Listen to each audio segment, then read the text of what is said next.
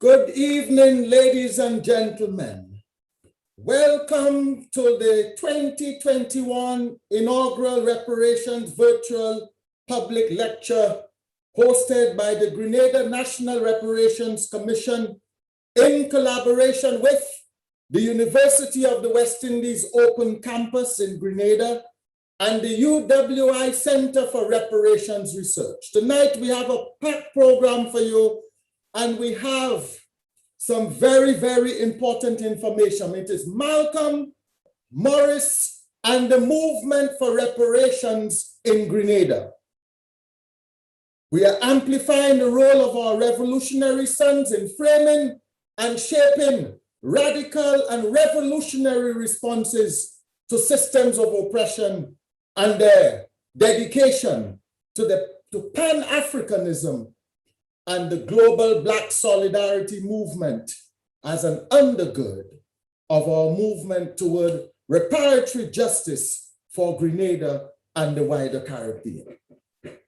It is the chair of the Caribbean Reparations Commission, Sir Hilary Beckles, Pro Vice Chancellor of the University of the West Indies, who suggested that our reparations movement will be the greatest political movement of the 21st century, seeking reparatory justice.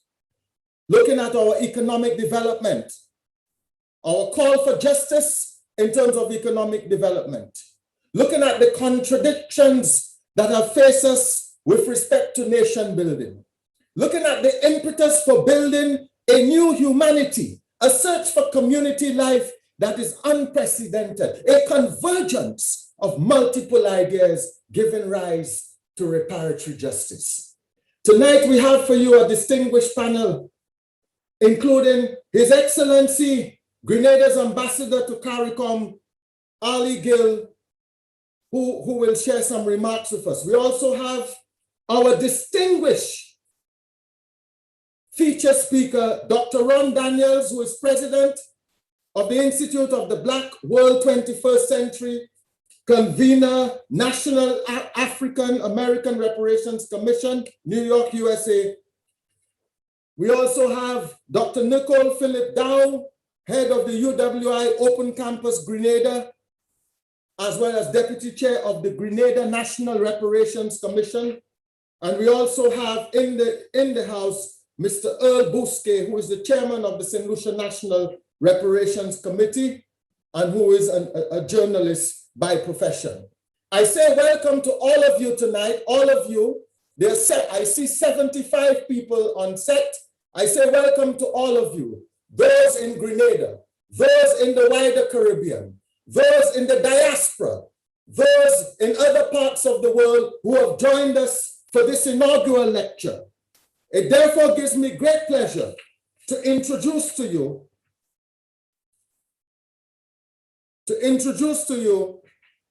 Ambassador Arley Gill, who is going to give us some opening remarks. Over to you. Thank you very much, Dr. Greaves. I hope that I can have the same sort of energy that you have started this very important session here this evening. Pleasant good evening to all your brothers and sisters, comrades all who have joined us here. I am honored as chair of the Grenada National Reparations Commission to welcome you to our first public lecture on reparations on today, 19th of May, the birthday of Malcolm X, whose mother, Louise Langdon, was born here in Ladig, St. Andrews in beautiful Grenada. Today would have been Brother Malcolm's 96th birthday. And equally important, exactly 10 days from today, Comrade Maurice Bishop, the former Prime Minister of Grenada, would have celebrated his 77th birthday on the 29th of May. There is no doubt that the life and legacy of these two revolutionary sons of Grenadian soil have laid the foundation and paved the way for our current movement for reparations in Grenada and in the wider Caribbean. Both Brother Maurice and Brother Malcolm understood the global struggle for the liberation of oppressed Black people and sacrificed their lives for freedom and justice. We honor their sacrifice today. And it is one of many reasons we have invited our brother, the Honorable Dr. Ron Daniels, a longtime activist, scholar, and Pan-Africanist, to help us connect the dots. Just as brothers Maurice and Malcolm did between the struggle for justice, freedom, and reparations in the United States to our movement for justice, freedom, and reparations here in Grenada. However, the time has come for us to stand up together as a resilient and revolutionary people to call on European enslavers and colonizers to acknowledge the many harms that were done to our African ancestors, and we will commit ourselves to the work before us. The work of addressing the lingering harms, social, economic, political, and not to forget the impacts on the health and well-being of our people. Our work is to fight as one people and one nation until these harms are repaired and restitution is duly paid by those who profited and who are still profiting and benefiting from hundreds of years of the dehumanization of Black lives and exploitation of our ancestors' labor. The lingering legacy of extraction and exploitation that is still negatively impacting the lives of descendants of African people in Grenada and in the wider Caribbean. So friends, today is another step in our long but important journey in honoring the lives and labor of our enslaved African ancestors. As we gather together on this important day, I want to extend a special welcome to Comrade Don Rojas, who has served brilliantly in revolutionary Grenada, and Comrade Earl Busquet, who coincidentally is celebrating his birthday today, who is a tireless worker in the vanguard of the struggle for reparatory justice. Both Comrades Don Rojas and Comrade Earl Busquet are old warriors in the struggle for reparatory justice, and we are pleased that they are here with us this evening. And last but not least, allow me to proceed and take this moment to introduce the members of the Grenada National Reparations Commission. This is the first time we are announcing publicly who those members are. Myself as chair, Arley Gill, Dr. Nicole Philip Dow, deputy chair, and she was responsible for our research work. Mr. Peter Antoine, member, Dr. Kellen Bob, and I want to especially congratulate Dr. Kellen Bob, who has just achieved his PhD. Dr. Kellen Bob will be assisting us in coordinating our efforts in the diaspora. Mr. John Angus Martin, member. Sister Sharon Pascal, who is a descendant of our Kalinago peoples. Brother Rochelle Charles, who will represent the Rastafarian community on this commission. And Mr. Lincoln Depredin, well-known journalist who will assist us in our media work.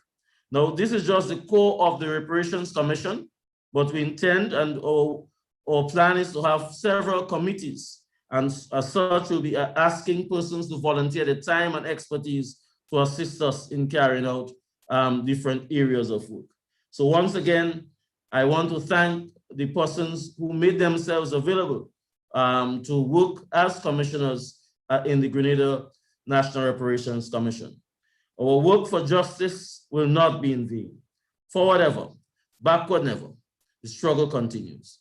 Thank you very much, Mr. Chair. Thank you very much, Excellency Ambassador Arley Gill. Thank you very much. Well said. And we can just summarize what you did there for us. That address you gave us in terms of looking at how we are across the world. We may not be contiguous geographically, but we are socially connected because we are weaving what you call a social tapestry that looks at inequality, inequity, injustice, unequal opportunity, racism, discrimination, and even gender blindness. What a wonderful opportunity now to introduce the inimitable Dr. Nicole Philip Dow, head UWI Open Campus Grenada, to introduce our distinguished feature speaker, Dr. Daniels.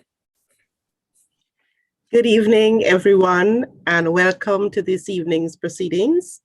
I am very proud to be a part of this process as the Deputy Chair of the Grenada Reparations Commission, and also as the head of the University of the West Indies Open Campus Grenada site. My task this evening is to introduce our very esteemed guest speaker. Dr.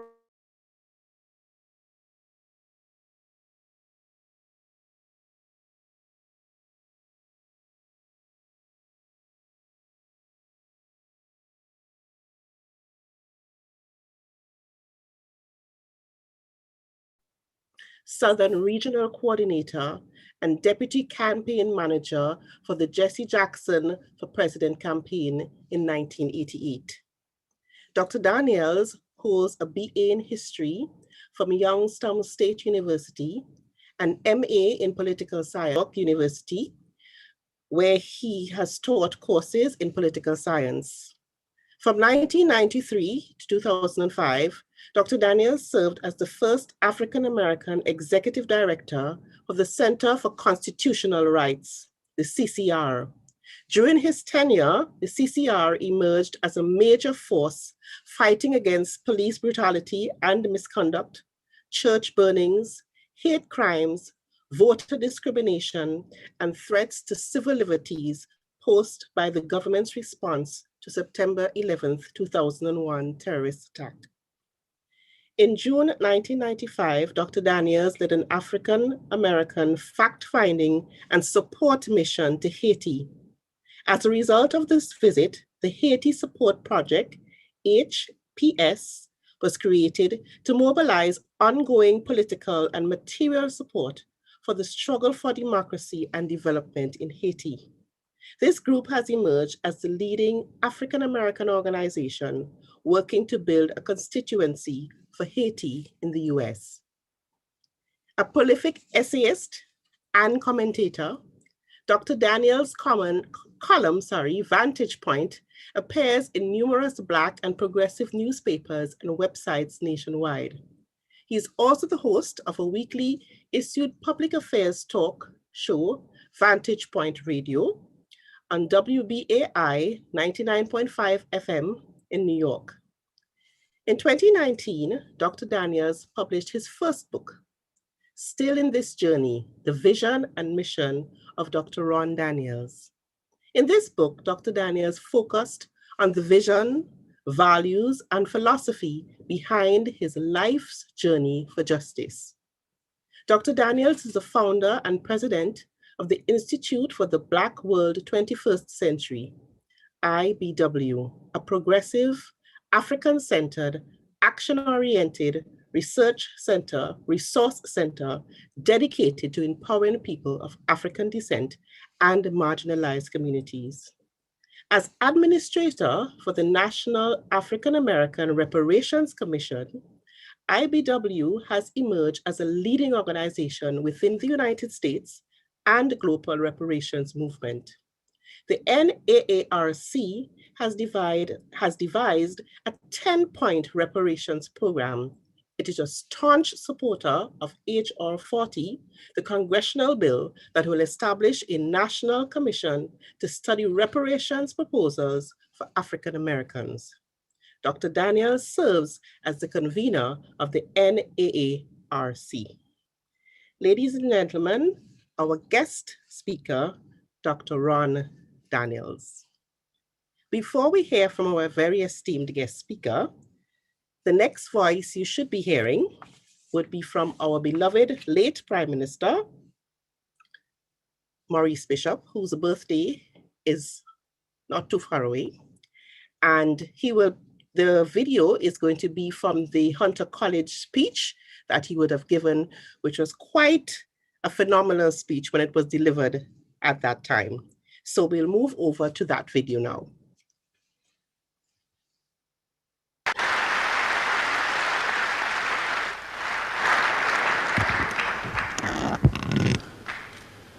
And as you know, sisters and brothers, in these times, it is becoming more and more difficult for developing third world countries to go forward. Because unfortunately, our economies remain by and large dependent on and tied to the capitalist world economies. And therefore, when the capitalist world goes through their cyclical crises, the people who feel it the most are the poor and working people. The massive cutbacks.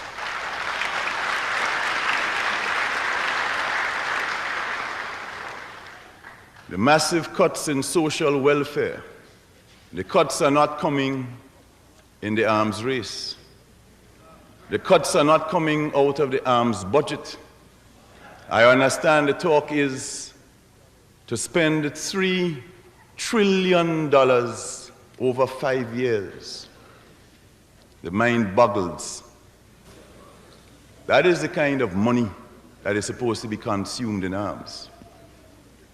But while that kind of money is being consumed in arms, hospitals are closing down, jobs are being, more and more retrenchment is taking place, pensions are being reduced, medic aid is being reduced. In other words, the arms is swallowing up the money. The people are not benefiting. But the effect this has had on us in turn, countries of the developing world, has been to also create a crisis in the developing world. In the developing world as a whole, it is now estimated that our debts exceed $650 billion. That is how much money we owe collectively.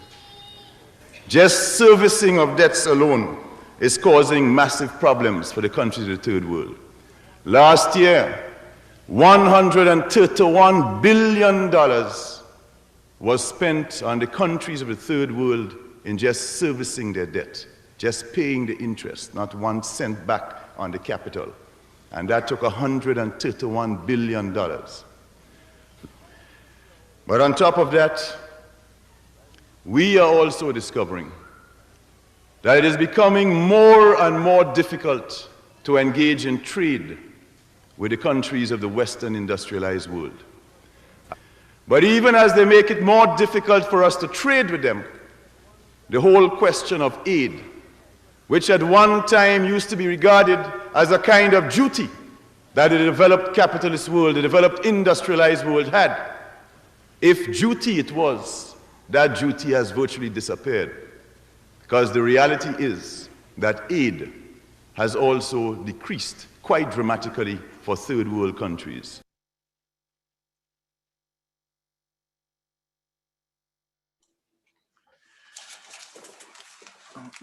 Well, good afternoon to our brothers and sisters, and what a powerful introduction from our beloved Maurice Bishop. Very, very moving.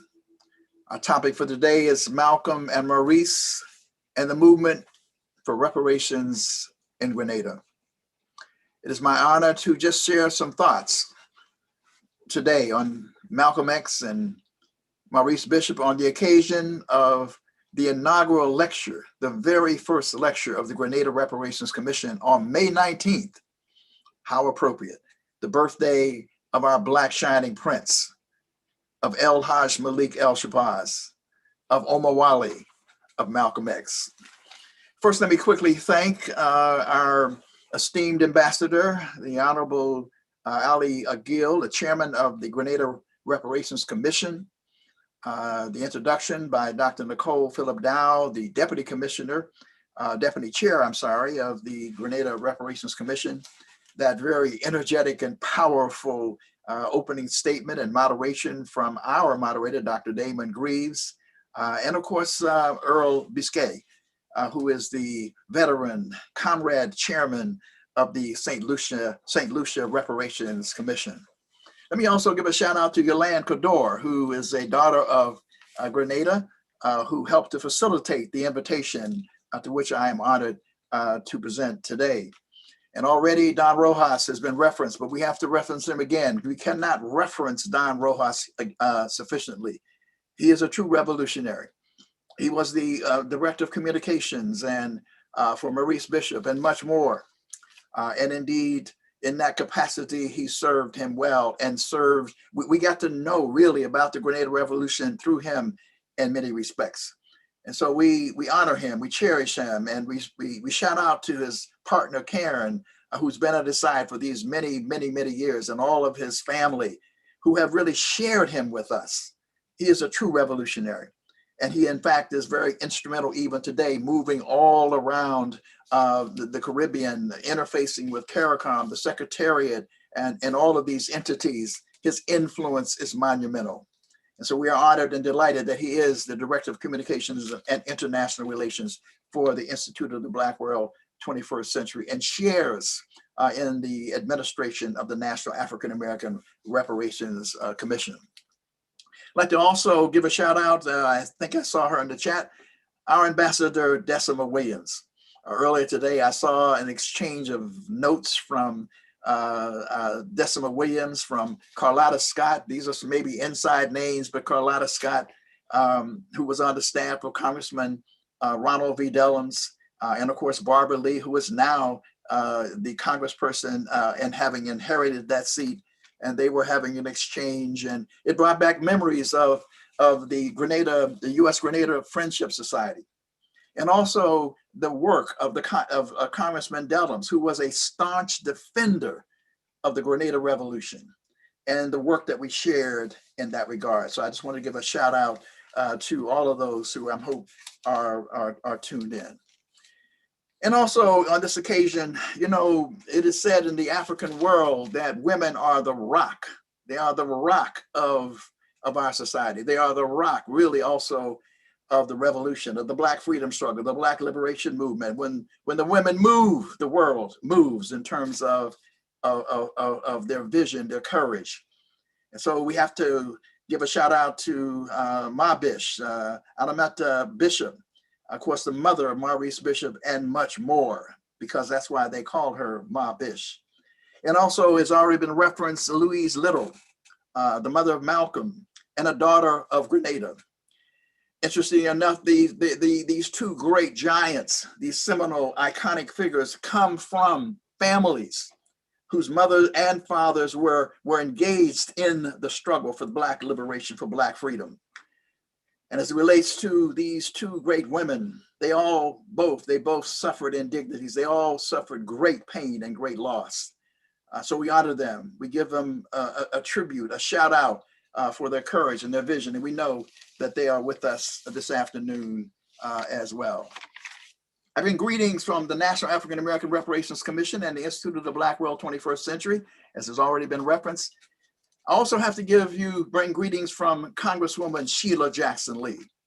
I had a chance to talk to her yesterday, and she was thrilled to know that I would be presenting this lecture today, and thrilled to know that Grenada was launching its Reparations Commission, because we have had a synergistic relationship between the National African American Reparations Commission and indeed the CARICOM Reparations Commission. So that Grenada is playing this role. She was very excited about that. And it's important to note, because she is the inheritor of the torch of Congressman John Conyers, our beloved Congressman John Conyers, who at the insistence, really, the nudging of NCOBRA and Reparations Ray, names that you may not know, but it was the activists and organizers of our legacy organization, NCOBRA, who encouraged John Conyers to put forth the bill, which we know as HR 40. A bill which, by the way, has been transformed from a study bill to actually a remedy bill, again, with the work of our legacy organization NCOBRA being involved. But we give her a shout out because she has been on a mission. She has been courageous. She has been visionary. She has been determined that there will, in fact, be a bill enacted which will establish a commission to study. But the most important thing, the operative term, is to develop reparations proposals for African Americans. And so, protocol having been established, let me just share with you that I am filled with emotion. It is very difficult, frankly, for me to deliver this lecture today, because I just have so many feelings, so many emotions, such passion as it relates to the Grenada Revolution. So, protocol having been established, I'm gonna do what Malcolm would maybe say that I do. I'm just gonna have a chat, you know, just talk to the people as it comes to me and as the Spirit moves me. And hopefully we'll watch the clock and make sure that we do it on time. But you may have to tune into rapid speak, because in some ways I may have to do rapid fire in order to get this all in. But it's important. It's important. It is very important that I actually have the opportunity to do this. And let me just first of all say that the reason why this is so incredibly important is because the formation of the Grenada Reparations Commission is special. It is significant. It is significant because it is rooted in the Grenada Revolution and the legacy of Maurice Bishop. That cannot be understated. You know, as we look contextually, historically, all of the island nations of the Caribbean are important. But there's something special about Haiti. There's something special about Haiti because Haiti gave us back our dignity when we were on our knees. At the height of the propagation of the myth of white supremacy, it was enslaved Africans who rose up against their slave masters. The only time ever in history this has been done, to overthrow them, to defeat them, and establish the first Black republic in the world. This reverberated throughout the Black world. But Haiti has been marginalized, has been stigmatized and punished every step. But my point is, all of the struggles are important.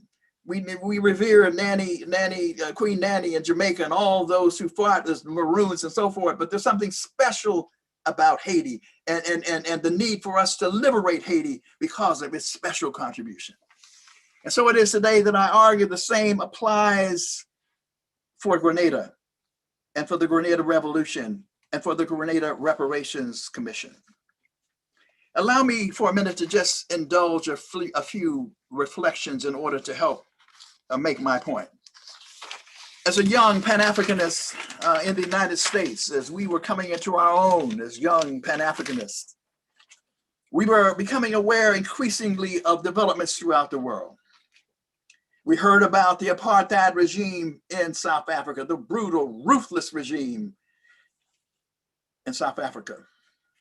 We also heard about the brutal dictatorship of de Vallier in Haiti and the Tonton Macoute that was terrorizing the people. But we also heard about the ruthless regime of Sir Eric Gary and the Dread Mongoose Gang. We heard about that. But we also heard about something else, that in the midst of this terror, there was an organization. In the midst of this terror, there was a leader and leaders, young leaders, who were rising up in resistance. And that movement was the New Gill movement, led by none other than Maurice Bishop.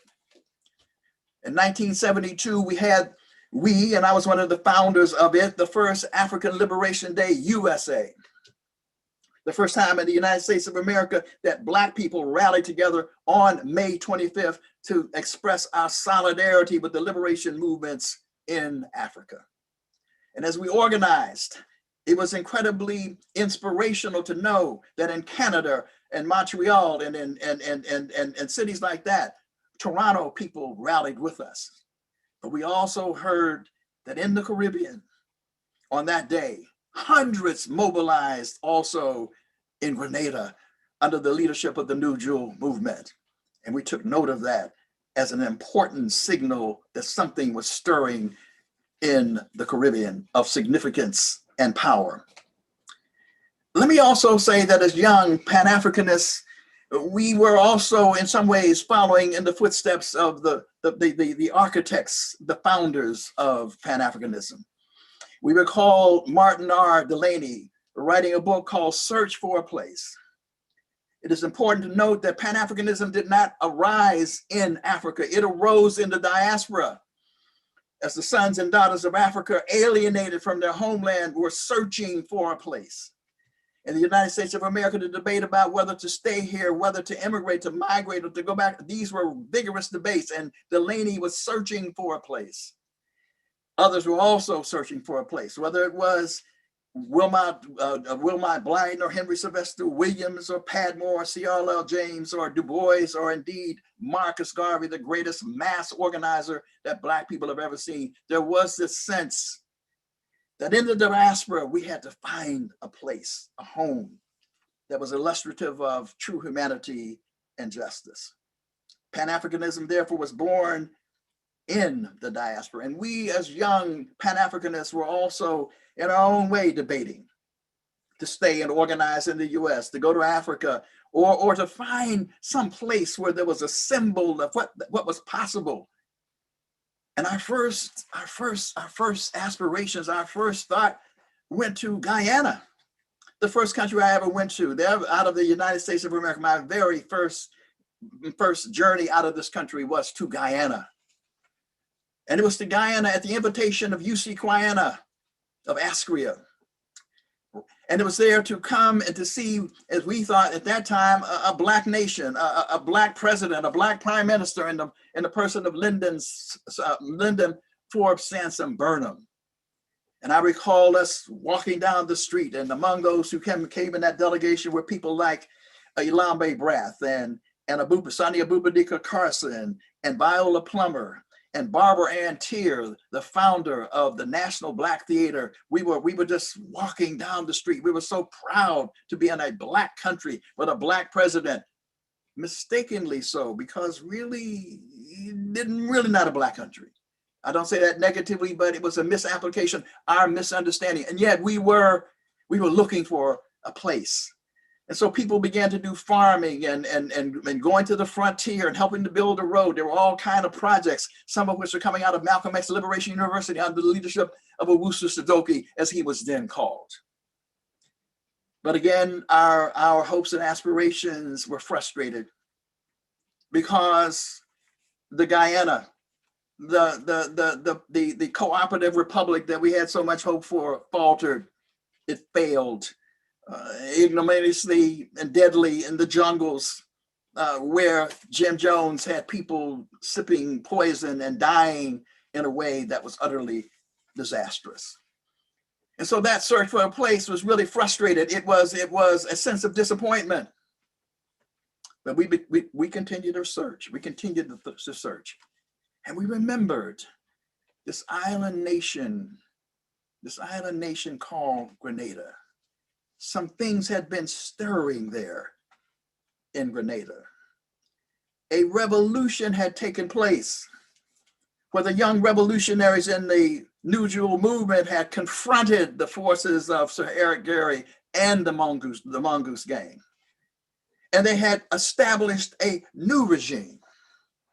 It was quite interesting because they took pride in the fact that they did not line them up and shoot them down with firing squads. I mean, that was a matter of pride, a sense of having a new moral, ethical sense of what political revolution could be. And so we said, this is sounding possibly good. And so at the invitation of the U.S. Grenada Friendship Society, organized by Ambassador Decima Williams, I had the opportunity to come to the first anniversary of the Grenada Revolution. Skeptical, hopeful, searching in my mind for a place, but still a little skeptical. And I don't really get too taken back by celebrities and all that, but I got to tell you, I had the honor of sitting on the dais. And sitting in front of me was the Prime Minister of Jamaica, Michael Manley. Whew. And next to him, Dudley Thompson, the Minister of Justice and Foreign Minister, Dudley Thompson. Next to him, Comandante Daniel Ortega of the Sandinistas, and of course, the Sandinista government of Nicaragua. And then there sat Maurice Bishop. Got to tell you, that was an inspiring moment. But even more inspiring as I looked into the hills, because the hills, there were thousands of Grenadians who came out expressing their hopes and their aspirations. And I shall never recall Comandante Ortega stepping to the rostrum. And he said, we from Nicaragua are poor people. We are working people. We are struggling to establish our own revolution. We have not much to give you. And then he thrust an AK-47 in the air. And he said, but we will stand in solidarity with the people of Grenada. And people just went wild. It was symbolic of something that was stirring in this island nation of Grenada. I said, okay, all right, I'm being a little persuaded now. But then they said, okay, you're invited in the evening to the celebration. It was a palace. It's a building. I don't remember the name of it now, but it's where you have the, some of the ceremonial things. I said, okay, yeah, we're gonna go now. We're gonna really. It's gonna be the elites now. It's gonna be the people who just the ministers and all that are gonna be there. But it was not to be. It was not so. When we walked in the door, it was noticeable that this is a real people's revolution, because even though everybody could not come, the People's Revolutionary Government went to all of its mass organizations, the youth, the women, the workers, and it invited some of them to come so they too could share in this celebration at the palace. And so to walk in and to see people, just ordinary people, some in their Sunday go to meeting clothes, some tattered and torn, didn't really matter. They're conversing with Comandante Ortega. They're conversing with Maurice Bishop. They're debating Michael Manley. I mean, this said to me, this is truly a people's revolution. Rooted in the people, people-oriented revolution. And so I became convinced. But there's also the case that therefore, because of this incredible movement, what we saw was that the Grenada Revolution quickly became the model and the inspiration. It captured the imagination of the Pan-African world. And that was dangerous. That was dangerous. The next year, wearing the hat as with the National Black Independent Political Party, we brought a huge delegation to Grenada. Upwards to 100 people came the next year. And it was for All Heroes Day. We had the opportunity to speak there as well. And Maurice Bishop came back, and just as he was saying in the clip that you just heard, he was talking about the inequities in the world and the nature of imperialism and the nature of how people were being trampled on. But he also came back talking about, the contributions that were coming from developing countries from all over the world, the solidarity that was being expressed, whether it was from Cuba, whether it was from Libya, where from all over the world, Czechoslovakia, people were contributing to the Grenada Revolution. It was the centerpiece of a global solidarity movement that was dangerous. It's significant that when we came, we had 4 representatives from the Palestine Liberation Organization. In fact, the chief negotiator for the UN from the Palestine Liberation Organization was among our delegation. That's because of relationships that we had forged out of the little city of Youngstown, Ohio. It's a long story, but they were there. But here's what else happened. After all the celebrations that had taken place, all the official programs ended, then the revolutionaries from all over the Caribbean, the US and the world would gather. They would gather and we would have strategy sessions. We began to talk about how we move forward. Some of these names are names that you will know, others you may not know, and I've forgotten some of them, but it was Rosie Douglas from Dominica, Bill Rivera, George Weeks coming out of Trinidad, and perhaps there were others. The December 12th movement certainly represented. And perhaps David Commission was there, I do not know. But I do know that Tim Hector was there, one of the most brilliant, courageous, visionary leaders I've ever met. And he would be spellbinding and talking to us about the need for solidarity and how to bolster and uphold the Grenada Revolution, but much more than that, how we must move together in solidarity to move the revolution forward. And so the Grenada Revolution, as I said before, had become this model and an inspiration and a base for the Black liberation movement and Pan-Africanists all over the world. This small island nation of 100,000 people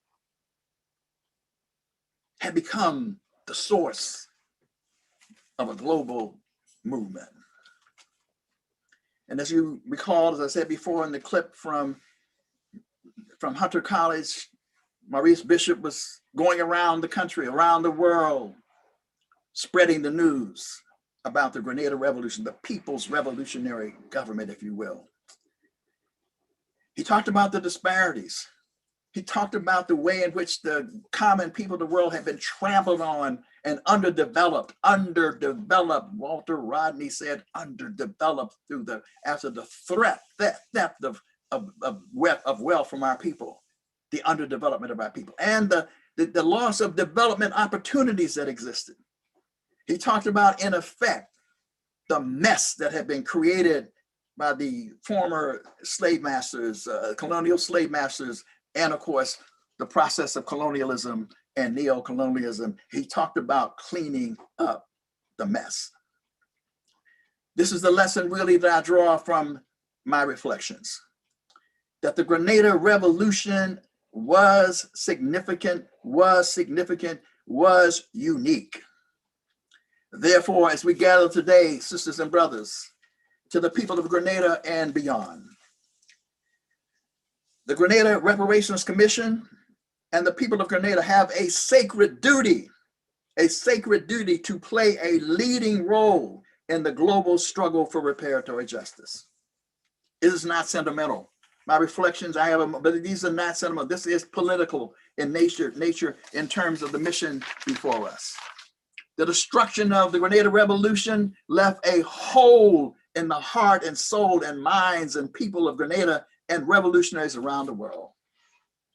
I can recall hearing the news of this disastrous day reported on whatever news. It may have been CNN.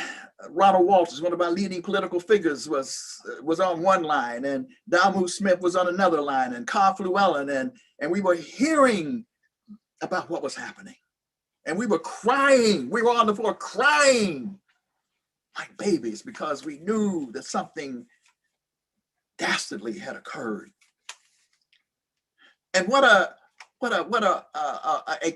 cruel injustice that those who had fought against, who made one of their moral marks, the refusal to execute people, were themselves lined up and executed by errant folk who had gone off the rail, if you will, tacitly or explicitly at the helm or the behest of the government of these United States of America.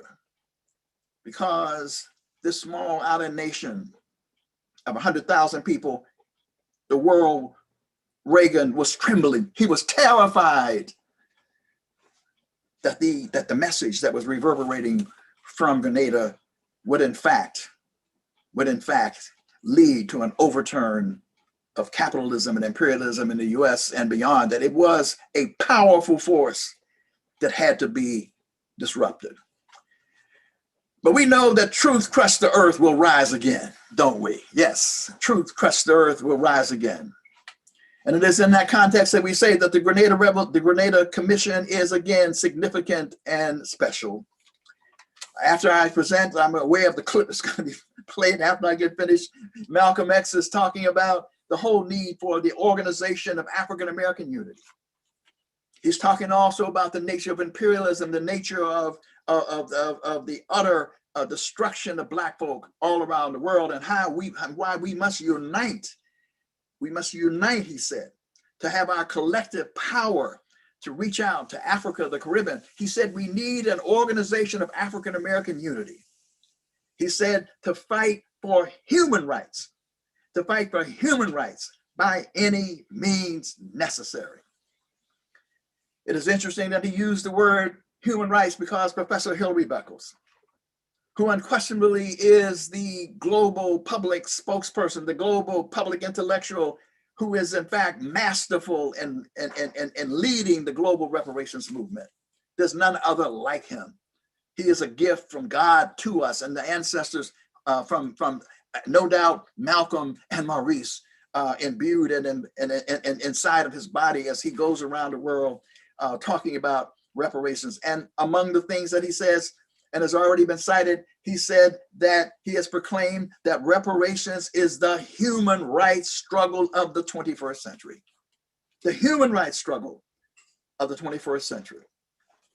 So people of Grenada and the Grenada Reparations Commission, in the spirit of Malcolm and Maurice, it's time for you to take your rightful place in the forefront of the global reparations movement.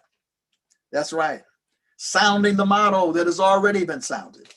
The motto of forward ever, forward ever, forward ever, forward ever. This became the battle cry, the motto, if you will.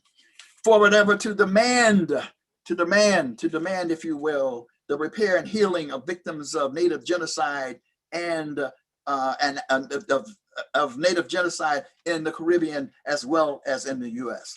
Forward ever, in order to collectively challenge the former European powers to clean up the mess that they've created by enslavement, colonialism, and neo-colonialism. Forward ever, to collectively push for HR 40, the passage of HR 40. The whole notion of, in fact, not only cleaning up for enslavement, but also the mess that was created after emancipation. We say forward ever, if you understand what Professor Hilary Beckles is saying, forward ever, because the movement for reparations is the movement that will help transform, that heal and transform the world. Indeed, Congresswoman Sheila Jackson Lee has said similarly, that only reparations, she has said, is the policy prescription that strikes at the foundation of structural institutional racism. And so we're on the right path. We're on the right route. And at the center of it, let me reiterate, at the center of it, young people who may be listening and who may hear later, at the center of it is the spirit of Maurice Bishop, is the spirit of Malcolm X. It is the spirit of the Grenada Revolution and all that it meant, coming from a small nation of 100,000 people. And so I close by saying, forward ever. Yes, forward ever. A luta continua, yes. And long live the spirit, because they're looking down on us. You know that Maurice Bishop and Malcolm X are in the ancestral well. They are urging us on. They're clapping. They're saying, yes, forward ever. They're encouraging us to move forward. And so we say, long live the spirit of Malcolm X, and long live the spirit of Maurice Bishop, and long live the spirit of the Grenada Revolution. Thank you very kindly, my brothers and sisters. Thank you very kindly. Thank you very much, Dr. Ron Daniels. What a powerful speech. Passionate, emotional, steeped in history, steeped in justice, steeped in a recognition of the place of Grenada. We are talking about the two Gs, Grenada and Guyana. The Grenada Revolution, says Sir Ron, is the model of the inspiration of the Pan-Africanist world. What a powerful statement. So Grenadians must stand and salute and say to themselves that we have a place. I want to say that there was a time I saw Grenada, I wanted to investigate the contribution of Grenada to the region and to the developing world. Now I'm understanding that Grenada also gave a contribution to the world as the centerpiece of global solidarity. That global solidarity movement that was perceived as dangerous by those who were beginning to be concerned about what it could actually mean for the developed world, especially the United States of America. What it could mean as a basis or as a base or as the root for the Black liberation movement and the Pan-Africanist world. So now, Dr. Ron Daniels, the Honorable Dr. Ron Daniels, has brought to light Grenada's position and Grenada's contribution. In the 70s, Dr. Ron Daniels and his compatriots were seeking a home. Where do we go? Do we go to Guyana? Guyana was an experiment. Do we move to Grenada? Because Grenada was beginning to show something that was unprecedented. And it became the place, the Cohobla pot, the resting place where most people came to understand during the first anniversary of the revolution and the second anniversary. And he mentioned iconic characters in the Caribbean: George Weeks of Trinidad and Tobago, Tim Hector of Antigua, Roosevelt Douglas of Dominica, Bill Revere of Dominica. I want to add George Odlum of St. Lucia. He mentioned Michael Manley and others. So what do we look at now? The fight for human rights. Grenada now has to find its place in the reparations movement with a transformative agenda and policy prescription of racism and institutional racism, with Maurice Bishop being the spirit of that particular situation. Let us listen to Malcolm X's video.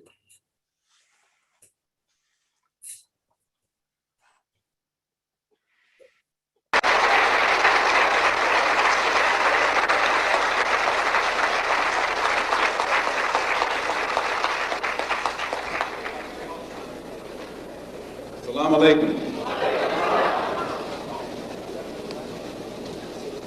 Mr. Moderator, our distinguished guests, brothers and sisters, our friends and our enemies.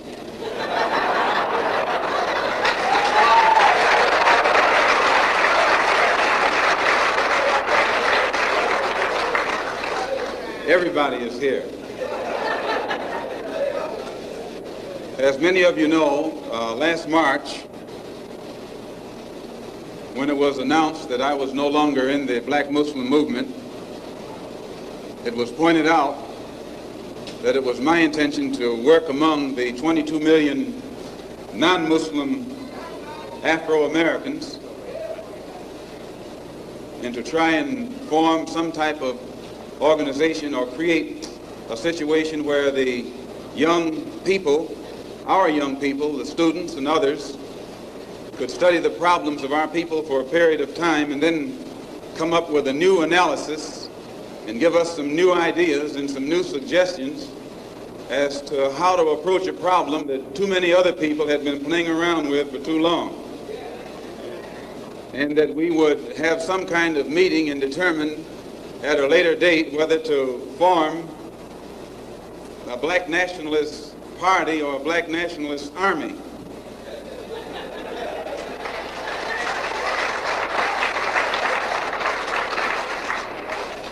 There have been many of our people across the country from all walks of life who have taken it upon themselves to try and pool their ideas and to come up with some kind of solution to the problem that confronts all of our people.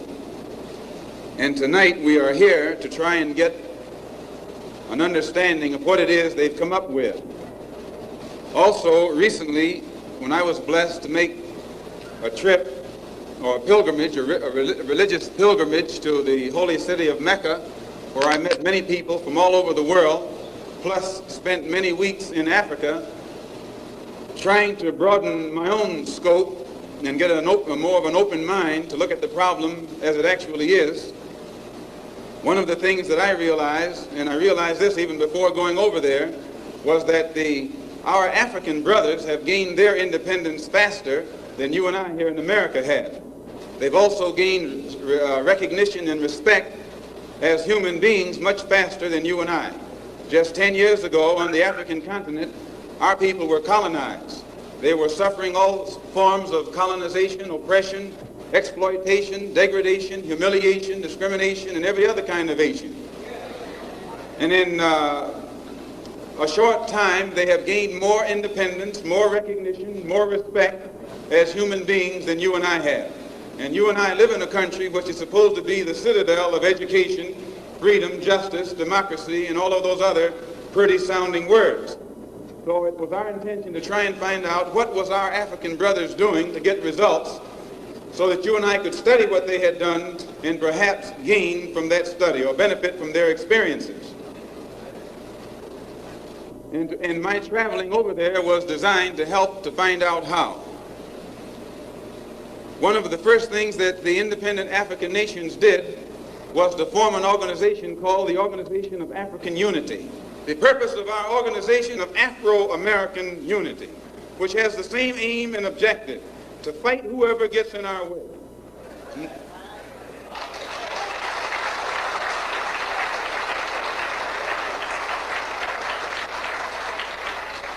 To bring about the complete independence of people of African descent here in the Western Hemisphere, and first here in the United States, and bring about the freedom of these people by any means necessary.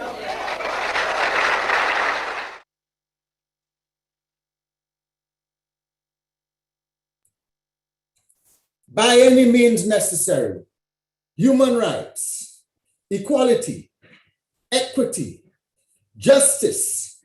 And we are talking about from slavery and colonialism through neocolonialism, the lingering imprint of the lives of African peoples all over the globe being oppressed. And of course, we have to talk about the disparities in health, in wealth, in education, in housing. We have some time to spare, ladies and gentlemen. We can now entertain some questions, and I will invite those of you who are listening in and who are seeing what we are doing to post your questions in the chat. And we will ask those questions of our distinguished feature speaker and other members of the panel.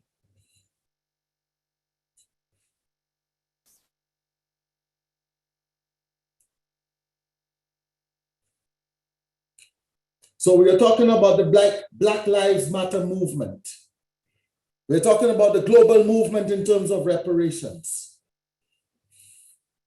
We're talking about the interplay of race, class, gender in the Caribbean.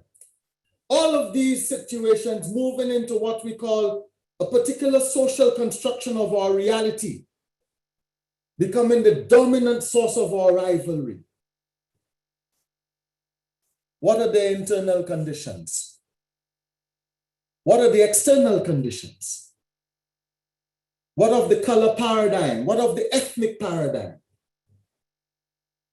These are situations that we need to take care of because and I quote from Weber, there are power hierarchies in which one group exerts control over another, securing its position of dominance in the system of substantial material and non-material resources which are at stake. Grenada has come of age tonight with its sons, Malcolm and Maurice, as part of the movement for reparations in Grenada, as they amplify the role of our revolutionary sons in framing and shaping radical and revolutionary responses to systems of oppression and their dedication to Pan-Africanism and global Black solidarity. We heard from Dr. Ron Daniels. Do we have any questions in the chat?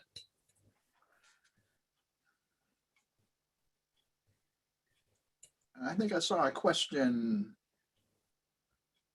Okay, I'm seeing a question from Linda. What does total liberation for Black people look like to you? Am I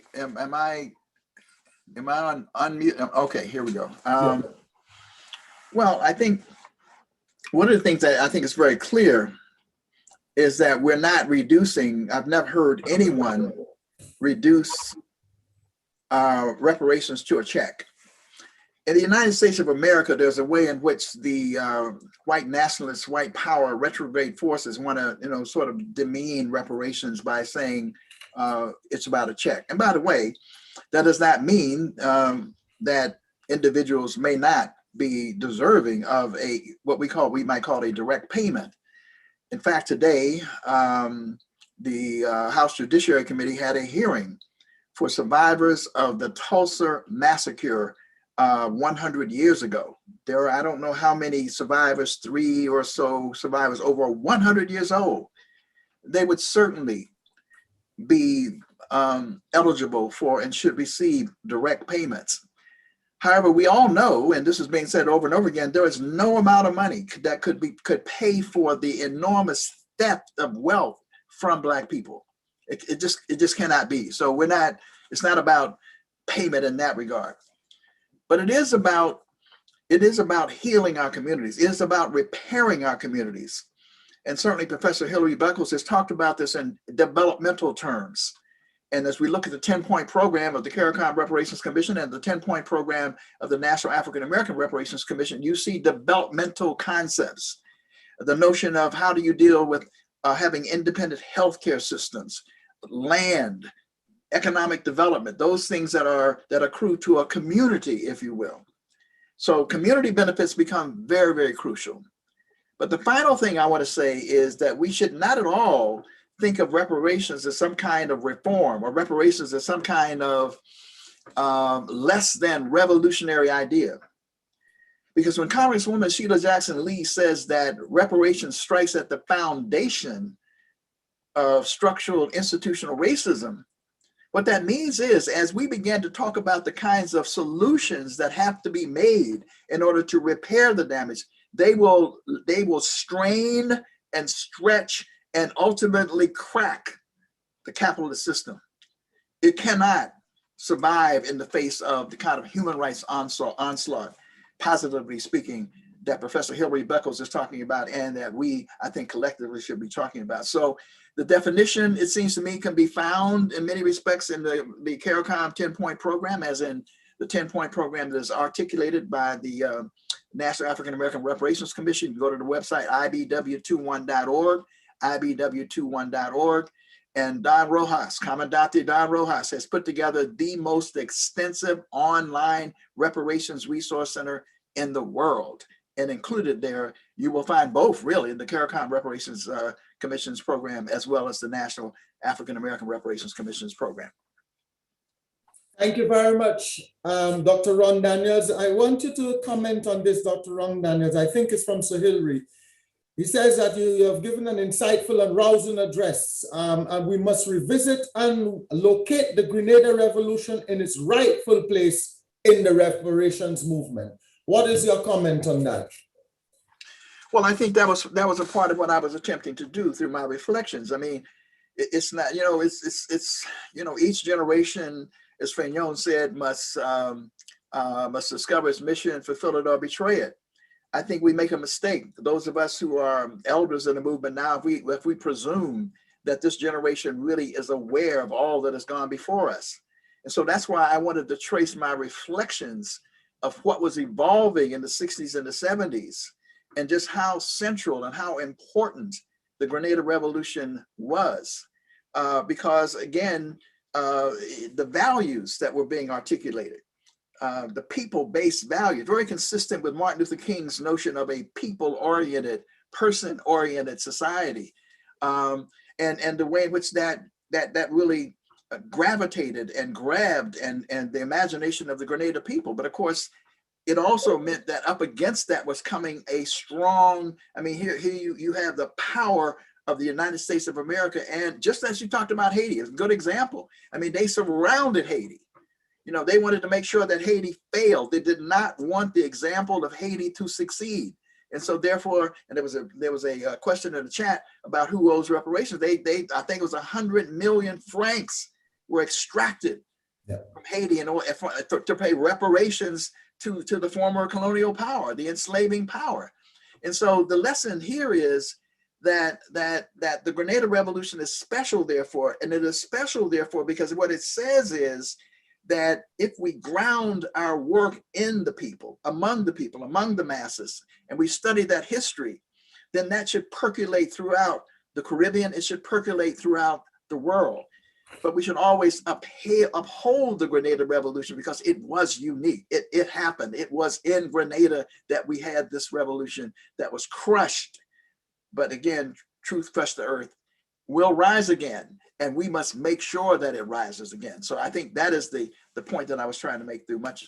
Thank you very much, Honorable Ron Daniels. I'm going to give your voice a little rest now and ask either Dr. Nicole Philip Dow or His Excellency Ambassador Arley Gill to answer this question, because it's a good segue into from what you're saying, it's a good segue into this question. To what extent is the younger generation in Grenada engaged and informed about the Grenada Revolution?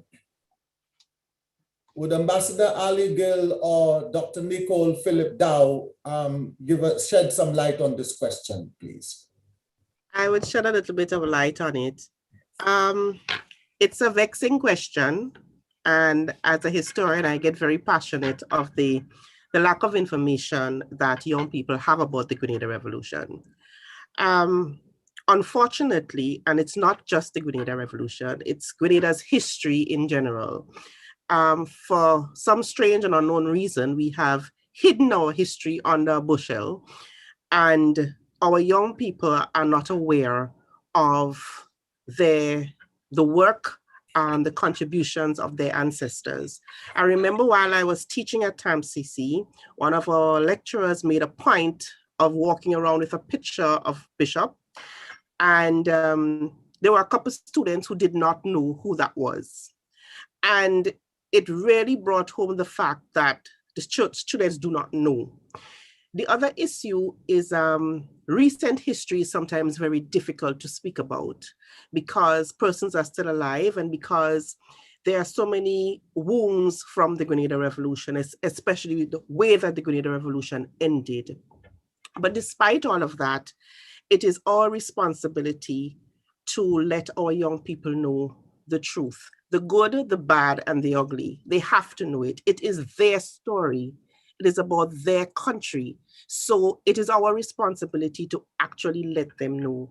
And we have been trying. The University of the West Indies, Open Campus Grenada, along with St. George's University, we have had instances of bringing young people together. The last one was 2019. And we brought quite a number of young people, over 100 of them, coming to St. George's University and meeting people talking about the Grenada Revolution from all different perspectives. And things like that are the ways in which we get to talk about the revolution and children get to find out about it. One of the things that we want to encourage, though, is for teachers. I'm a teacher by training. And I remember as a young teacher, no one had to tell me that I had to teach Grenada's history. That came as something natural. And even though you have a syllabus and you have to follow the syllabus, there are ways and means, trust me, there are ways and means of putting your country's history into the existing syllabus that you have. And the children are willing to learn because they want to know about their story. They are eager to know about their story. So it's up to us as educators, even as parents, things that are around us all the time. History is always there. You can take your child up to the fort and just tell them what you remember from what happened. So it's not about hiding, but it is about sharing with the next generation so that they understand. So when we talk about things like reparations, they can understand where we are coming from. And the only how they can do that is if they understand their history. Thank you very much. I don't know if if I may just add. His Excellency, yes. Yes, thank you so much. Add to what Dr. Phillips has pointed out.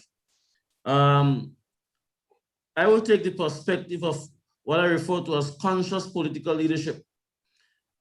Is extremely important in terms of teaching the younger generations the history of this country. And I agree wholeheartedly with Dr. Dow with regards to when she made the point that even if a certain subject is not on a curriculum, and I noticed that one of our guests has made mention of that the Greater Revolution is on CXC curriculum. But the education must not just be a curriculum education on the Greater Revolution, so to speak.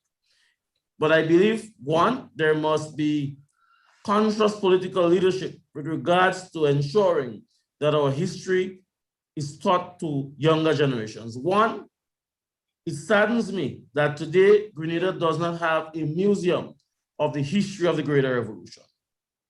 In other words, when you speak about the Grenada Revolution and so on, there is no place that a Grenadian can go to see documents, to see speeches, to see literary works, to see a photograph of the Amaka, to see the struggle of the Grenada Revolution highlighted in any one place. And I believe that, for instance, a museum of the Grenada Revolution will go some way in assisting with the consciousness of the Grenadian people with regards to the Grenada Revolution. Broader than the Grenada Revolution, the history of the Grenadian people and the consciousness of our people. Now, in 2019, I believe, because last year we had a pandemic, but the statue in Barbados fell, the Black Lives Matter. And the Barbadians and so on, they are moving now. This year, I believe they are moving away from the Governor General to have a president and so on. So throughout the Caribbean, you see government are taking initiatives with regards to their local history. In Grenada, for instance, and I wrote an article a couple months ago, what we have throughout St. George's, for instance, Grenville Street, Melville Street, all the streets of colonizers and former slave owners. And our heroes, or the persons, the Grenadians who have made tremendous sacrifices, there is nothing to remind us of those persons. Our old educators, we have so many primary and secondary schools, and generally a lot of our schools are simply named after its geographic location.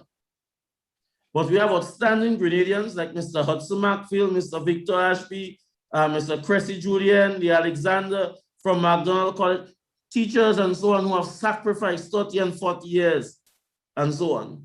And these outstanding educators have not, our future generations, there's nothing to remind us of those stalwarts who have served this country so well.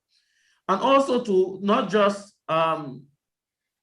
these naming of these buildings, but I always encourage some of those persons who are involved in the revolution or involved in other significant aspects of Grenadian history and life to write about it, whether it's a book or a journal and so on. We need to document those things rather than somebody just walking around with the knowledge in their head. We need to document these things. We must make use of the literary festival, which when I was a Minister of Culture, I tried to initiate, to have more persons writing, to have more storytellers, and so on and so forth. And also to encourage the informal passing on of information and history to our Grenadian people. So to my mind, there are quite a lot of things that we can do to sensitize, to educate, to pass on information with regards to Grenada history, the reparation struggle, and so on. every Grenadian probably know about Columbus. And that was drilled into us from pre-primary school almost. Why is it now we cannot hear about our own Malcolm X, our own Maurice Bishop, our own Hilary Beckles, our own Ron Daniels, and so on? We must take the conscious political decision to teach the history of our people to our students. Thank you very much, ambassadors. I've never seen, it's the first time I've seen so much passion. Maybe I've done it before, but it's the first time I'm witnessing that passion. And that tells us about the lingering, how slavery has left a lingering imprint on us in terms of the cycle of disparities that we are seeing as well. And this tells us now that Dr. Ron Daniels, Kellen Bob has asked a very important question coming out of what we have discussed. How do we impart our rich history of resistance and revolution to younger generations of color who are becoming more apathetic about these issues? Well, I think that the way to do it is through the genre that young people are listening to. All over the world, there are, well, I noticed, for example, which I think is important, and I noticed this throughout the Caribbean, but in the Grenada Reparations Commission has someone from the Rasta community on it. That's very important because the Rastas will actually reach out. But hip hop has captured, you know, our creative genius through this genre of hip hop has helped to conquer the world. And so I can't imagine that not only in Grenada, but throughout the African world, there are young people who are using hip hop as a positive vehicle. There's some people who use it negatively. One of the things I'll say about Malcolm was about realness, but he went from realness, talking about crime and all that, to revolution. And there are young people. We have on our commission, Jaziri X, who is a young, dynamic hip hop activist who's doing positive, you know, kinds of work. There are movements on the African continent are being led, spearheaded by young cultural artists, you know, who are in fact hip hop artists and so forth. The other is, of course, the connection with the movement for Black Lives and Black Lives Matter, and they're not quite the same. We have the three founders, dynamic founders, women, Black women, African women of the Black Lives Matter, but there's a broader umbrella, which is called the Movement for Black Lives, and we're delighted that Montega Simmons, who is with the Movement for Black Lives, is connected is a commissioner on the National African American Reparations Commission. So I think that we can work together synergistically to, in fact, engage some of these artists and these activists in that light to share the message. The other thing that I have to say, and we're so proud of, is the University of West Indies having its Center for Reparations Research, which is an incredibly important step forward in that regard. So I got to believe, particularly Dr. I'm blanking on my sister's name. She'll kill me. the deputy chair, Vereen Shepherd. She is very creative. She's very culturally oriented. So we just need to organize those assets and go to people where they are in terms of language, music, art. The creative art within us, I think, can captivate and organize and galvanize young people. Thank you very much, Dr. Ron Daniels. In that same vein, in that same spirit, how do we, Dr. Kellen Bob is asking again, how do we demand reparations in systems that have been throwing cold water on the issue? How do we really counteract that narrative out there, pouring cold water on the issue of reparations? Well, I think that one of the things that I think all of us share, and I can, Dr. Ivor Carruthers, who is with the Samuel D. Wood Proctor Conference, one of the I would argue the most progressive faith organization in the United States of America, and she is utterly brilliant in articulating these ideas, and we all share them, is that a part of reparations is the repair of ourselves. One of the struggles we had in the United States of America, of course, was for many, many years, either Black people, African Americans did not believe we could achieve reparations, did not believe in them, or perhaps more thought it was it was an idea that was not possible. but through multi-generational work, and particularly under the mentorship of Queen Mother Moore and many others, we were able to move the needle in that regard, to move people closer and closer to a recognition of that. So we do have to continue to educate ourselves, to direct attention to ourselves as is being discussed. In a broader political sense, I've been saying that when you have the former colonial powers, I mean, let me just say, in the United States of America, for example, we're at this point because the work has reached an inflection point. There are so many waves of stuff that have happened. Ta-Nehisi Coates' book, in the Atlantic, The Case for Reparations, Randall Robinson, the book, The Debt, filing lawsuits. It's the cumulative effect. And then, of course, the public lynching of George Floyd just created a tremendous inflection point where now you will see Black Lives Matter signs in white suburban communities. Millions of white people are now beginning to say, this is not tolerable, which says something about the power of Black people when we are moving from a spirit of Ma'at. Now, I also want to say, so that's what's helping to drive it. But I also have said for a long time, there's also a dialectic operating here. We were scattered to France and Britain and all these places. Now, within these places, we constitute the contradiction, so to speak. Yeah. Organizing inside of these countries with our allies from Asia, from various other parts of other people who have been oppressed as well, particularly Asian, South Pacific Islanders and others. And of course, white progressives. So all of a sudden now, there's a challenge being made and you're beginning to feel it. I think Germany came out just the other day with some proclamation. And I anticipate soon that if we do our work, our synergistic dialectical relationship with each other, building up these movements in these former colonial powers, it's not just us asking them. At the end of the day, that demand, they will have to reckon with that history and they will have to, in fact, end up awarding reparations because of the unified global struggle of people of African descent and our allies. And that is why Sir Hilary Beckles is saying it's going to be the greatest movement of the 21st century. And therefore, you can help us with this question by Anne Worm. How would you respond to the statement, and I quote from her, displaced Africans should ultimately just forgive the colonizers and their descendants to end the cycle of hate? You said that we should forgive them? That's what they say. How would you respond to the statement of people saying this? Well, we are righteous. We are righteous and just people, right? We are righteous and a just people. However, there is a process well codified in international law for reparations. It does not begin with forgiving the enemy. I'm going to use Malcolm's terms now. It does not begin with those who have actually afflicted us. It begins the other way around. First and foremost, there must be an acknowledgement of the crime that's been committed, the affliction of the harm. And then secondly, there must be an apology. And after the apology, there comes the whole process of restitution and compensation and the whole question of full repair, non-repetition of the practices and so forth.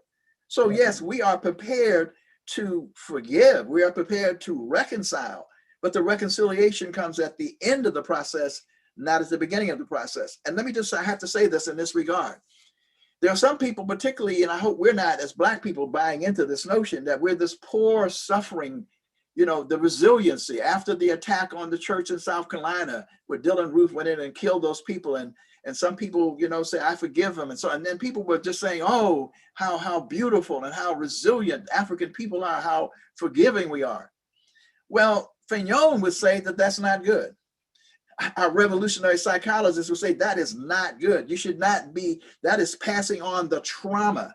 You're internalizing the trauma. Therefore, diabetes, all kinds of health conditions that will be passed on and are being passed on epigenetically across generations because of the trauma we suffer. And the South African example, which is often being held up, is not a good example. Because the truth about the truth and reconciliation process in South Africa was it was a compromise. It was an accommodation that was met in order to, in fact, at least take power and get a foothold, so to speak. So to hold that up, and now it's being criticized because South Africa did not get reparations from the ruling powers, from the white minority. there's all kind of anger and frustration and determination to change that. So I say that there's a process. We ought to follow that process. We are willing to forgive. We are willing to reconcile, but we reconcile at the end of the process, not the beginning. And we are willing to accept an apology from those who colonized us and put us in this state now. We're not asking simply for money.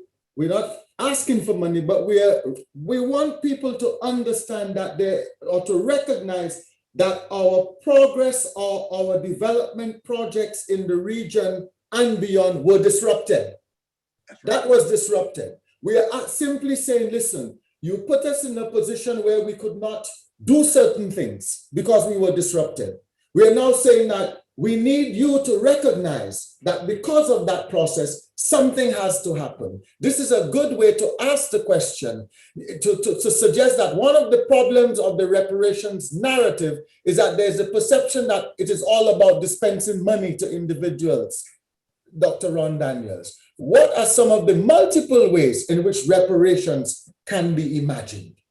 Well, again, I would suggest that people go to the 10-point program, but I know that education is one of the ways. I think there was an agreement signed by the CARICOM Reparations Commission, I think with the University of Edinburgh, I think, and which this was about education. Right. But the principle here again is those who inflict the harm cannot be the ones who decide what the remedy must be. We who have been harmed must decide. But in that regard, it can be when in situations where our healthcare systems have been decimated, if we ever had them, it is about building infrastructure. It is about development in the way that Professor Hilary Beckles has framed it. He's not framed it as charity. He's not framed it as some kind of welfare. It is developmental because we were underdeveloped. Our development opportunity was lost through enslavement and the Holocaust of enslavement, as Walter Watney so brilliantly articulates and lays out for us. So therefore, in order to clean up the mess, we have to have institutional, structural ways of dealing with it. And so I go back again to basic things like educational institutions, strengthening those, building out healthcare infrastructure that is communal, that is socially owned. So we talk in the United States about community worker owned cooperatives, community land banks, community development corporations, not just individuals, but that which accrues to the community. And so the same applies to communications infrastructure, health infrastructure, housing certainly is something that's very crucial to people, and land. Malcolm said land is the basis of independence, and where we can get land, of course, is wealth, and we can build off that. So there are many, many ways. And by the way, if we haven't thought about it, there are people out there who can imagine how to do it. We welcome you to the movement to bounce your ideas around and give us creative ways in which we can also deal with what reparatory justice should look like. Absolutely, thank you very much, because Sir Hilary Beckles talks about the resistance of the colonial mess that trapped the Caribbean generally in terms of our developmental efforts and so on, and therefore the need to look at the cost of the development project for the region through various social and political and economic projects that can be linked to the reparations justice situation for those development projects. Look at COVID-19. We're now talking about, people are talking about the vaccine apartheid. That is something I heard on BBC some time ago. All of that is part of what we need to look at. We're even talking about chronic diseases in the region.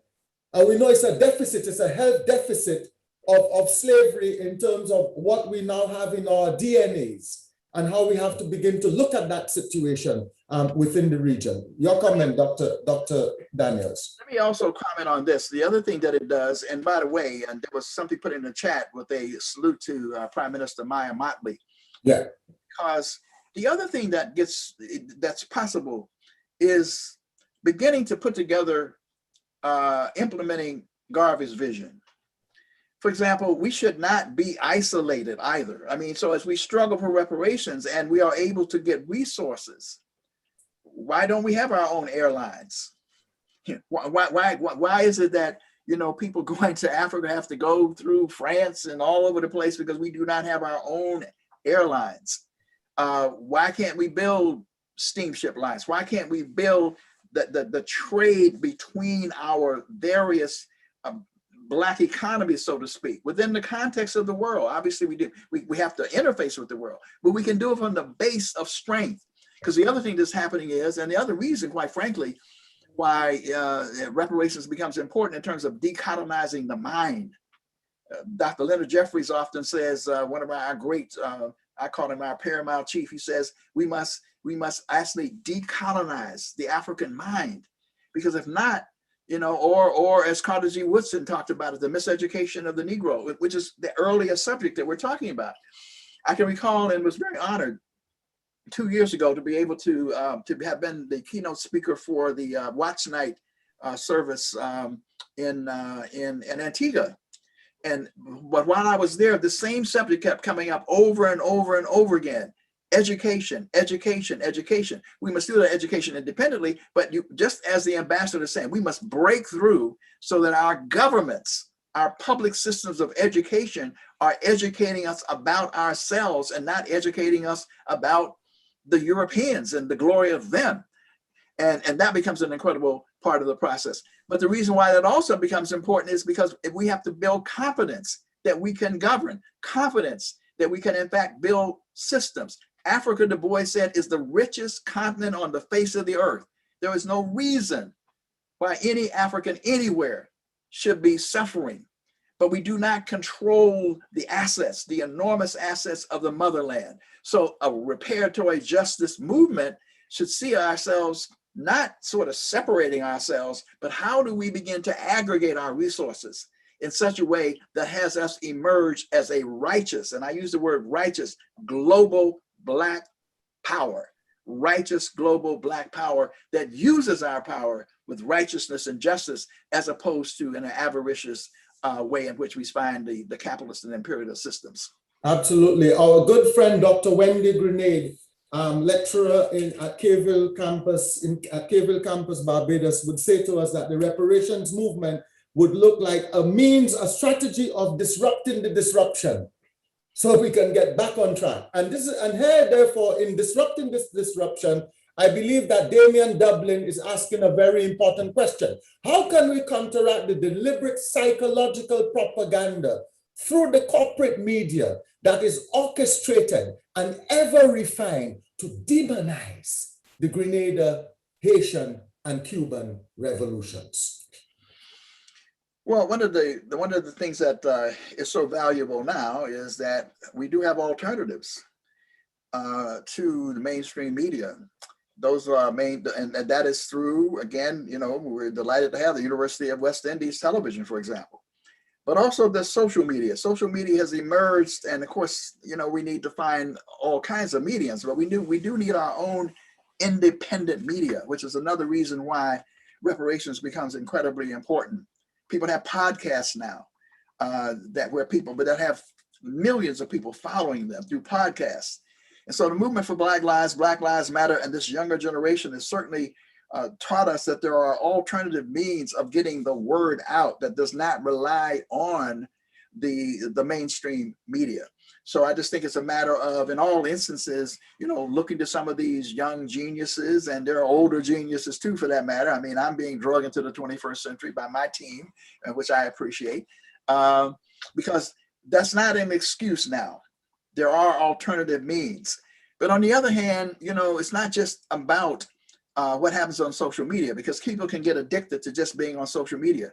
Social media should organize people to do what I think is most important, and that is the human touch.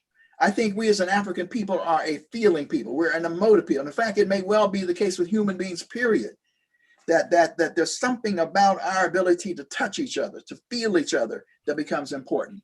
And so at the end of the day, the Olympics, I forget it was called a couple of years ago, that Professor Hilary Beckles and the CARICOM Reparations Commission did. They did the run and passing it on. Those kind of things work because you're going into communities, you're meeting people, you're talking with people, There's no substitute. So we need to educate on social media, but we also need to be organizing people to go door to door, community to community, village to village, house to house, talking to people, touching the people. That's who we are as an African people. We need to return to who we are, to ourselves. We are caring, giving people when we are in our own right mind, so to speak. Living in this capitalist political economy and all of the in the middle of white supremacy can drive us out of our minds. But we have to return to our minds, return to ourselves. And a part of that is our ability to embrace each other and to feel each other and to touch each other and in that way be able to get more and more people committed to the struggle. That is what was so important about the Grenada Revolution. The image, hear me. You would expect, you know, after everybody goes and now we're going to the real party. We're going with the elite. But what I saw was the Grenada Revolution touching people, building mass organizations to educate people, and the ability to go to the palace or whatever this hall was and to see average, ordinary people interfacing with the great leaders of our time. You got to believe that that was something that motivated and certainly had a degree of inspiration. And that's another thing we need to study in terms of the Grenada Revolution. You know, I know there's all kinds of ideology and vanguard, this and this theory and that. You know, we need to be looking at how we can adapt our own methods of revolutionary struggle. In that regard, Cabral, to me, is the theorist that we need to be looking at. Because where Cabral was able to say, we can borrow from all kind of revolutionary this and ideology this, but at the end of the day, we should find something that is rooted in our own culture and our own experience as a way of guiding our revolutionary movements, including the struggle for reparatory justice. Thank you very much. That was a brainful, Dr. Ron Daniels, that was a brainful. But Anwom is asking, what exactly are we going to teach the children when we may not know the truth? Well, I mean, that's self-evident. I mean, well, first of all, you have to know the truth.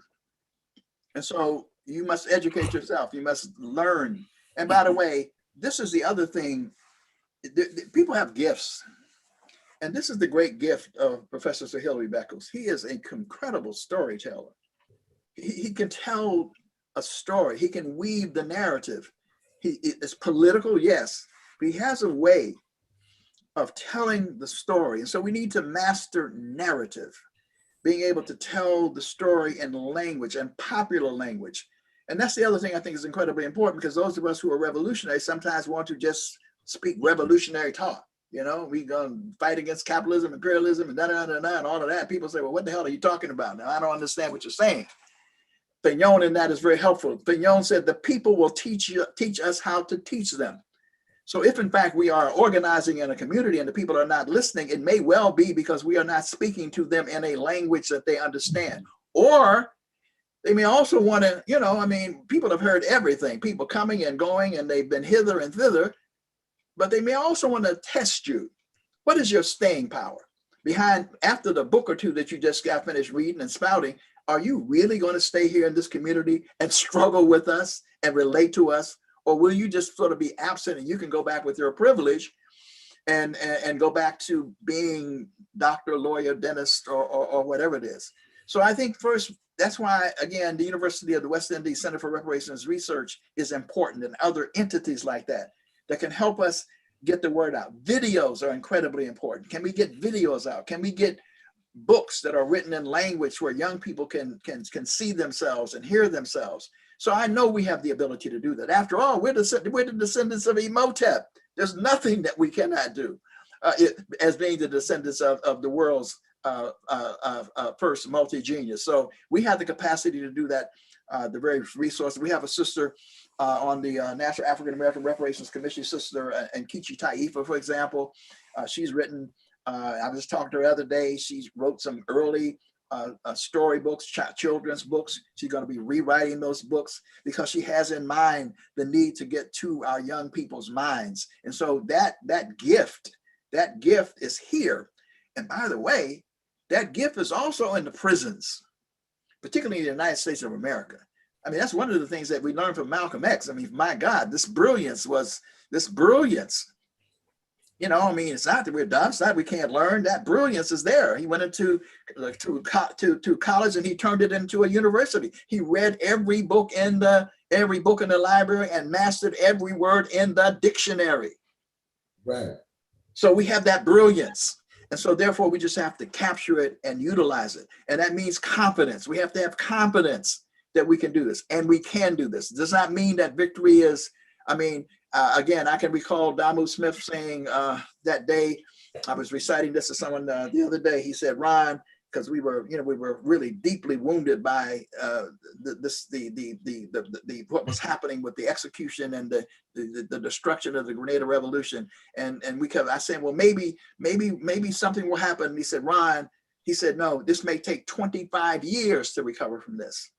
But the point is, it's like Martin Luther King said, the moral arc of the universe is long, but it bends towards justice.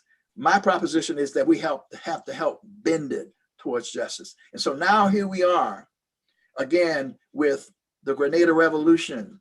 It takes time. We have to take the long view. We have to take a king's view. I may not get there with you. It's irrelevant.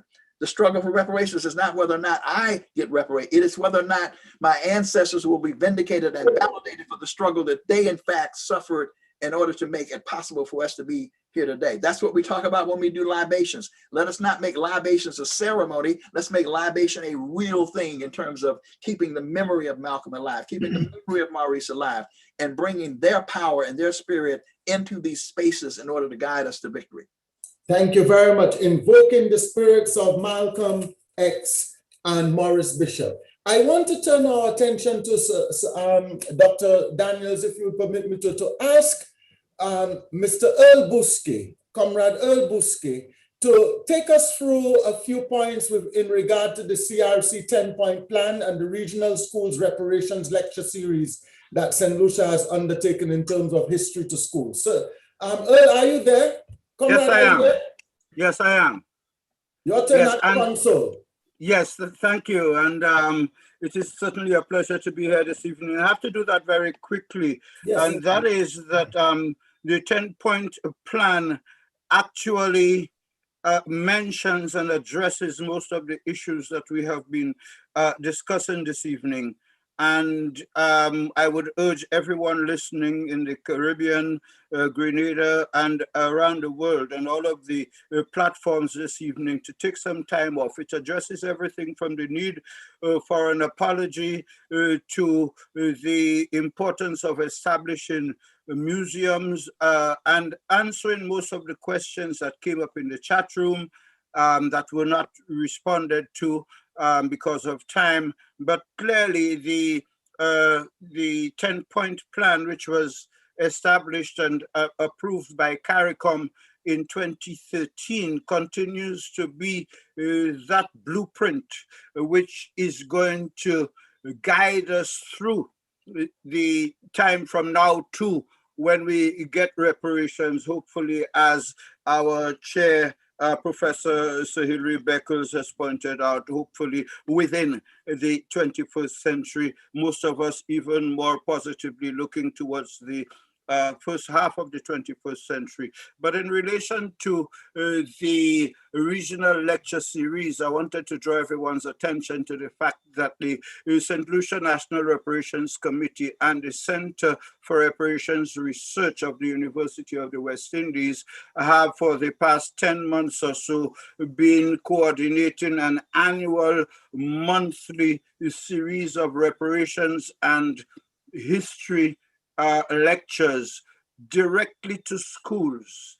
And while it is being hosted like tonight on UE platforms, particularly that of the UE Open Campus and UE TV, it is meant for each and every secondary school in CARICOM, but there are different levels at which schools have been invited. The next lecture is going to be taking place on the 27th of May, that is next Thursday, And we'll be talking about that a little later, but we just want to draw your attention to the fact that the work of the CARICOM Reparations Commission has, over the last 7 and 8 years, taken us from a concept to where, as correctly pointed out by several of our speakers tonight, reparations is the human rights issue of the 21st century, as indicated by our illustrious chair, Hilary Beckers. And it is in that regard that the St. Lucia Committee and the CRR are jointly promoting these lectures on the 4th Thursday of every month. They are history lectures aimed at rescuing history as a subject, which is like an endangered species on the curriculum right now. But we cannot afford to let that happen. And the important thing about the lectures is that they take place during school time from 10 to 12 Eastern Caribbean time.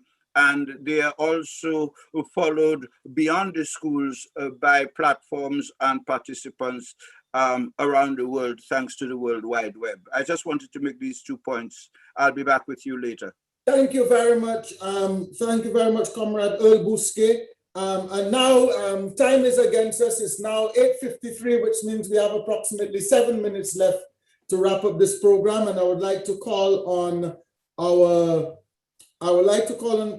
you back, Mr. Earl Bousquet, Comrade Earl Bousquet, Chair of the St. Lucia National Reparations Committee, to now offer your vote of thanks. Okay, thanks again. And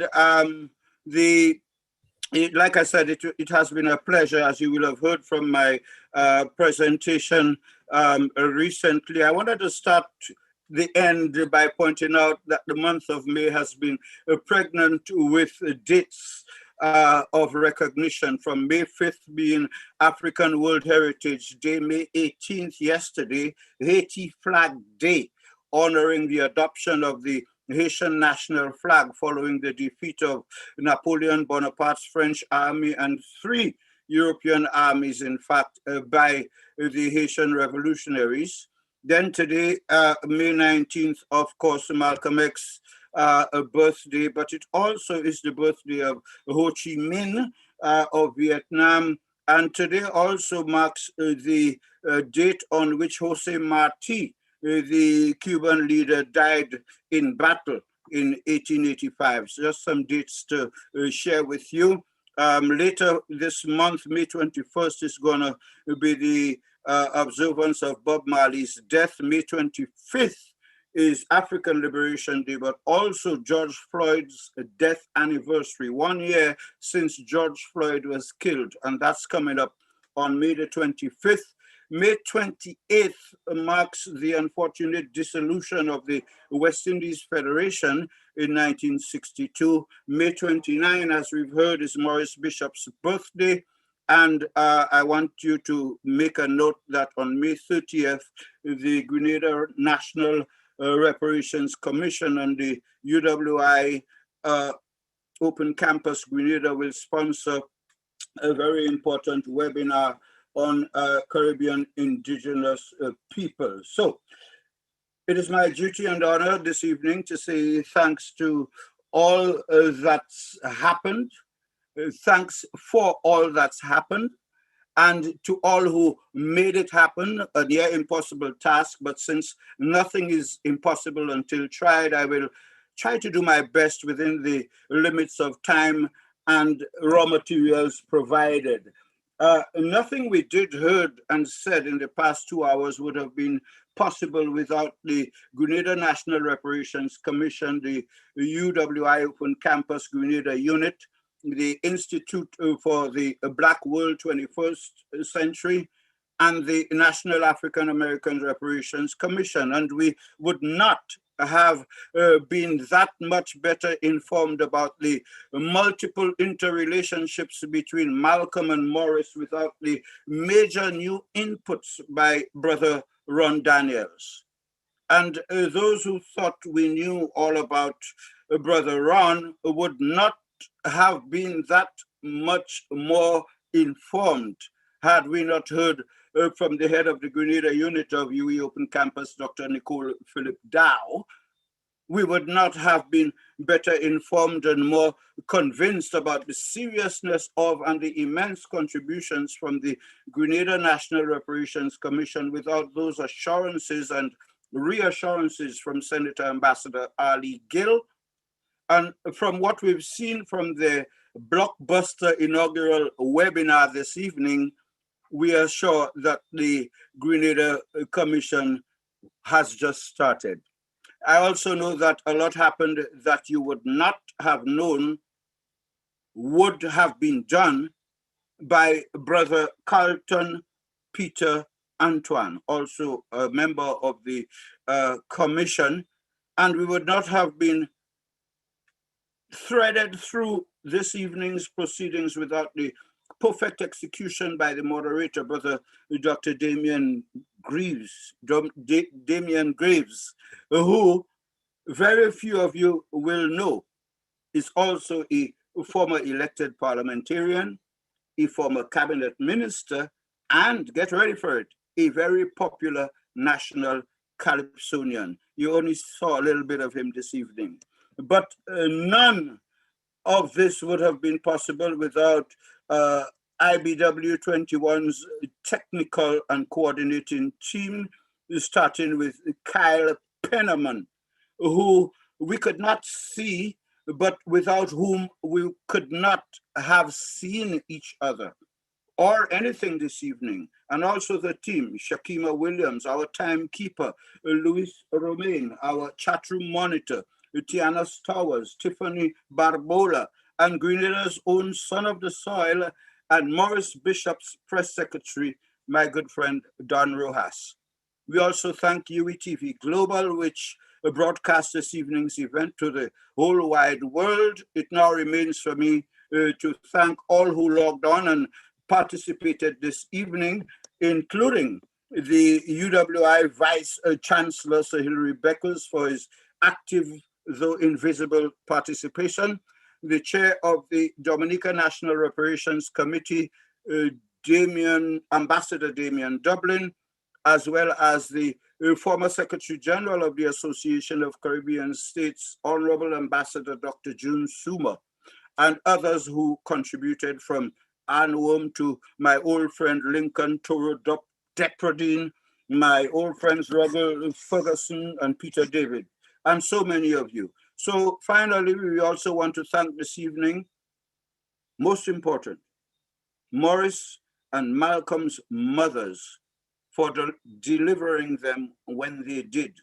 We want to thank Grenada for producing the revolution that we also remember this evening. And we want to thank you, not only for tuning in tonight, but also in advance for continuing to support the Grenada National Reparations Commission. And finally, for any and all who might have been inadvertently not named, even more thanks to you for all you did to make this evening real. All roads now lead to May 30th, when the GNRC and the UE Open Campus will also collaborate, like I said earlier, to bring us another enlightening webinar, this time to do with the history of our Caribbean's first people. Thank you.